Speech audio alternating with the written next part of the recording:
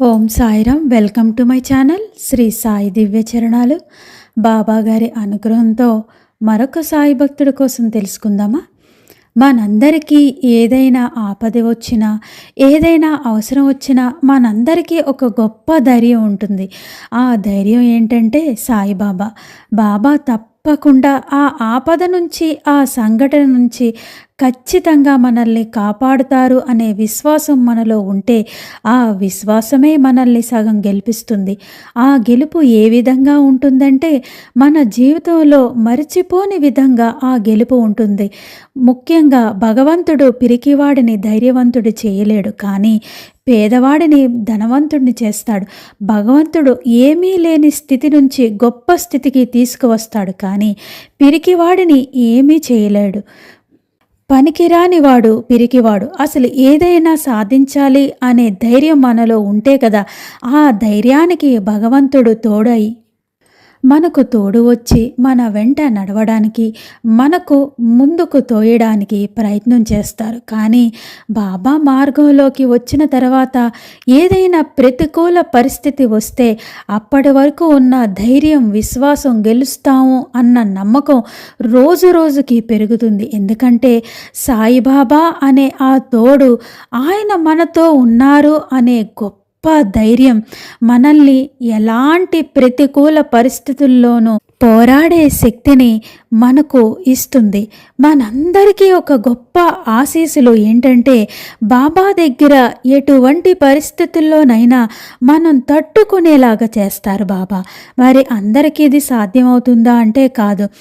ఎవరికైతే బాబా గారి మీద పరిపూర్ణమైన విశ్వాసం ఉంటుందో, నిత్యం బాబా ధ్యాసలోనూ ఉండగలుగుతామో, అలాంటి వాళ్ళి అందరి జీవితంలోనూ కష్టమైన నష్టమైన బాబా నడిపిస్తారు అనే భావనలో ఎవరైతే ఉంటారో వారికి మాత్రమే ఇది సాధ్యం అవుతుంది. మామూలుగా సగటు భక్తులకు ఇది సాధ్యం కాదు. మరి మనం ఒక భక్తుడి కోసం తెలుసుకుందామా? అప్పా కులకర్ణి షిరిడి గ్రామ కరణం అంటే ప్రభుత్వం తరఫున పన్నులు వసూలు చేయాలి. ఆ వసూలు చేసిన డబ్బును మళ్ళీ ప్రభుత్వానికి జమ చేయాలి. ఈ పనిలో చాలా మంచి పేరు తెచ్చుకుంటారు అప్పా కులకర్ణి. ఊరిలో కూడా అందరితో ఎంతో సామరస్యంతో ఉండే నైజం అప్పా కులకర్ణిది.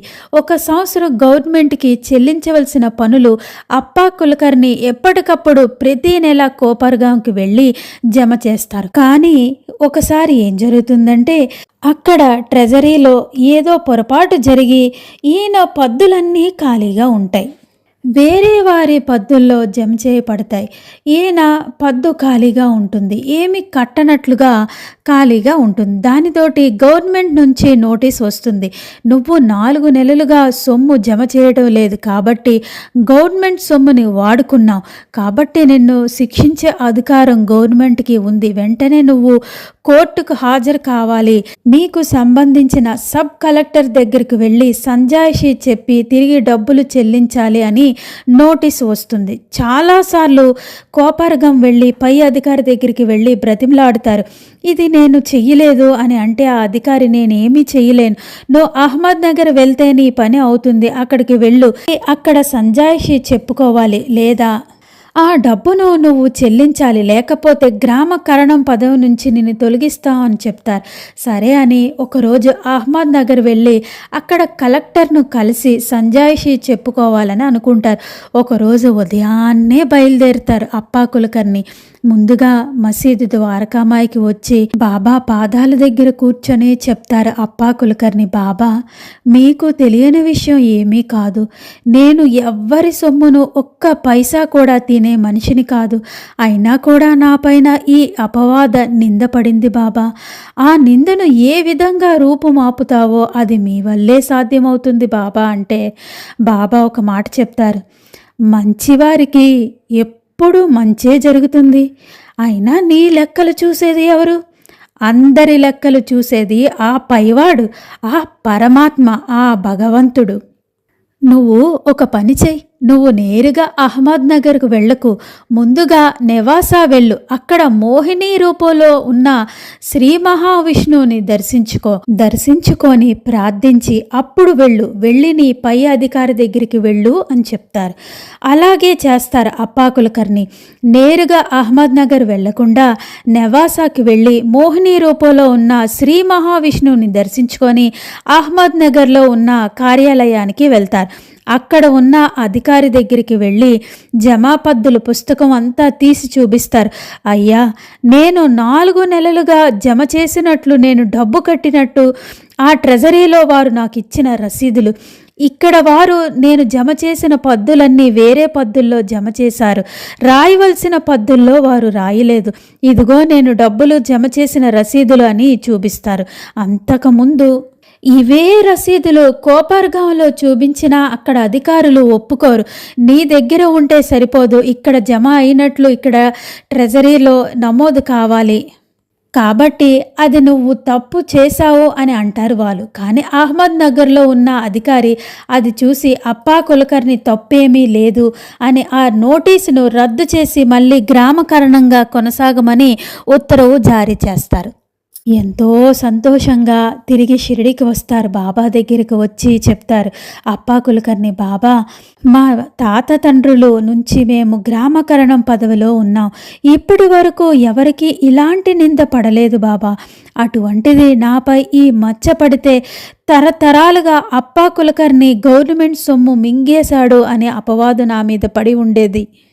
అటువంటిది నింద నాపై పడకుండా మీరే నన్ను కాపాడారు బాబా.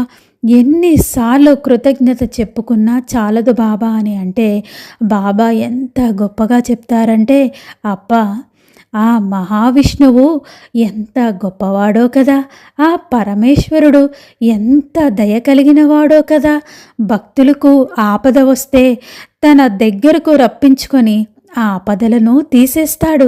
నీ ఆపద కూడా మోహిని రూపంలో ఉన్న ఆ శ్రీ మహావిష్ణువు, ఆ పరమేశ్వరుడు తీసేశాడు కదా. నిజంగా ఆ పరమేశ్వరుడు భగవంతుడు ఎంత గొప్పవాడు అని అంటే అప్ప కళ్ళల్లో నీళ్లు పెట్టుకొని మనసులో ఇలా అనుకుంటారు, మసీదులో కూర్చున్న ఆ మహావిష్ణువు, ఆ పరమేశ్వరుడివి నువ్వే కదా బాబా. నువ్వు నాకు ఎంత మేలు చేసి అది నేరుగా చెప్పకుండా ఆ నెవాసాలో ఉన్న ఆ శ్రీ మహావిష్ణువు పైన, పరమేశ్వరుడి పైన నెట్టుతున్నావు. ఎంత గొప్ప భగవంతుడివి బాబా, నువ్వు మాకు దొరకడం మా అదృష్టం బాబా అని ఎంతో సంతోషపడతారు. అంకిత భక్తుడిగా ఉంటారు అప్పా కులకర్ణి బాబా గారికి. అప్పటి నుంచి బాబా అంటే ఒక పిచ్చి ప్రేమ అప్పా కులకర్ణి గారికి. ఒకసారి ఏం జరుగుతుందంటే, ఒకరోజు అప్పా కులకర్ణి మసీదులోకి వచ్చి కూర్చుంటారు. అప్పుడు బాబా చెప్తారు, అప్పా, నువ్వు గ్రామ కరణానివి కదా, మరో 4 రోజుల్లో మన గ్రామంలో దొంగలు పడతారు, జాగ్రత్తగా ఉండు. వాళ్ళు అతి విలువైన వాటిని అన్నిటినీ దోచుకొని వెళ్తారు అని చెప్తారు. అప్పా కులకర్ణి ఇంటి చుట్టూ కాపలా పెట్టించుకుంటారు. 5వ రోజు అప్పాకు విపరీతమైన జ్వరం వస్తుంది. అది ప్లేగుగా మారుతుంది. ఇంకా చాలా కష్టమైన పరిస్థితికి దిగజారుతుంది. అప్పుడు అప్పా కులకర్ణి భార్య వెళ్ళి బాబాను అడుగుతుంది, బాబా, అప్పా మీకు ఎంతో విశ్వాసపాత్రుడు కదా, మీరంటే ఎంతో భక్తి ప్రేమ ఉన్నవాడు, ప్లేగుతో చాలా ఇబ్బంది పెడుతున్నారు బాబా, దయచేసి మీ చేతులతో ఊదిస్తే నా భర్తను కాపాడుకుంటాను అని అడుగుతుంది ఆమె. బాబా చెప్తారు, తల్లి, అప్పాను తన దారిలో తనను వెళ్ళని. అప్పా మరణాన్ని నువ్వు గాని నేను గాని ఆపడానికి ప్రయత్నించకూడదు. అప్పా చేయవలసిన సుకర్మలు వేరే జన్మలో చాలా ఉన్నాయి. అతనిని వదిలిపెట్టేసాయి. నాకు తెలిసి అప్పా వెళ్ళిపోయాడు తల్లి, నువ్వు ఇంటికి వెళ్ళి చేయవలసిన పనులన్నీ చెయ్యు అని చెప్తారు. ఆమె ఇంటికి వెళ్ళేసరికి అప్పా కులకర్ణి తుది శ్వాస విడిచి ఉంటారు. అంటే బాబాకు ఎవరు ఎప్పుడు చివరి శ్వాస విడుస్తారు అనేది కూడా తెలుసు.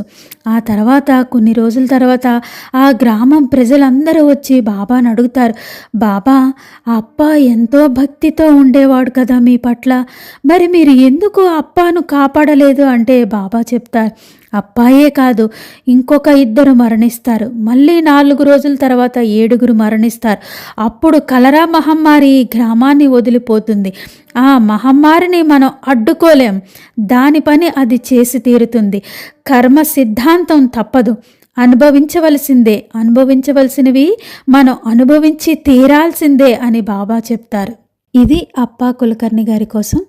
మనకు రాసిపెట్టుంటే తప్పకుండా భగవంతుడు మనల్ని రక్షించే తీరుతాడు. మనకి ఆ ఆయుష్ భగవంతుడు రాసి ఇవ్వలేకపోతే ఎంత డబ్బున్నా మనం ఎన్ని ప్రయత్నాలు చేసినా జరగదు. కాబట్టి అనునిత్యం మనం జీవించి ఉన్నంతకాలం సాధ్యమైనంత భగవంతుడి ధ్యాసలో ఉండాలని, మనందరం కూడా అనునిత్యం మన సద్గురువైన సాయినాథుని యొక్క ధ్యాసలో అనునిత్యం గడపాలని, అలాంటి భాగ్యాన్ని బాబా మనందరికీ ఇవ్వాలని మనస్ఫూర్తిగా బాబాని కోరుకుంటూ మరొకసారి మరొక భక్తుడి కోసం తెలుసుకుందాం. సమర్థ సద్గురు శ్రీ సాయినాథ్ మహారాజ్ కీ జై. ఓం సాయిరామ్.